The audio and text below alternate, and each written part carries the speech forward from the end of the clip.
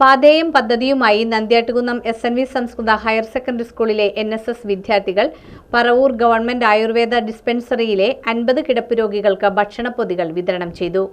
NSS ദിനത്തോടനുബന്ധിച്ചാണ് ഭക്ഷണപ്പൊതികൾ നൽകിയത്.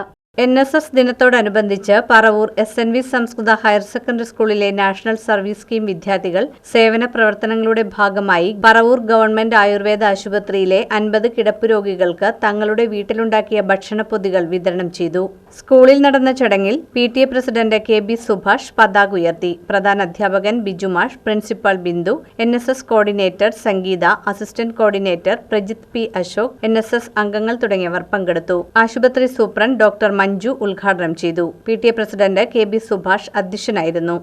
നമ്മുടെ സഹോദരന്മാരുടെ വീടുകൾ നഷ്ടപ്പെട്ടപ്പോൾ NSS വോളണ്ടിയേഴ്സ് അവർ ദിവസവും ഉപയോഗിക്കുന്ന മിഠായിക്കോ അല്ലെങ്കിൽ മറ്റെന്തെങ്കിലും കാര്യങ്ങൾക്ക് ഉപയോഗിക്കുന്ന ഒരു 10 രൂപ മാറ്റിവെച്ചുകൊണ്ട് 7.5 ലക്ഷം രൂപ ചെലവിട്ടുകൊണ്ടുള്ള ഒരു NSSന്റെ പേരിൽ ഒരു വീട് നിർമ്മിക്കുന്നതിനുള്ള പദ്ധതിക്ക് തുടക്കമിട്ട് അതിന് SNV സ്കൂളിലെ എല്ലാ വിദ്യാർത്ഥികളും അതിനുവേണ്ട പൈസ എടുത്തുകൊണ്ട് സംസ്ഥാന കമ്മിറ്റിക്ക് പൈസ നൽകിക്കൊണ്ട് ഉടൻ തന്നെ വയനാട്ടിൽ ഒരു വീട് നിർമ്മിക്കപ്പെടുകയാണ്.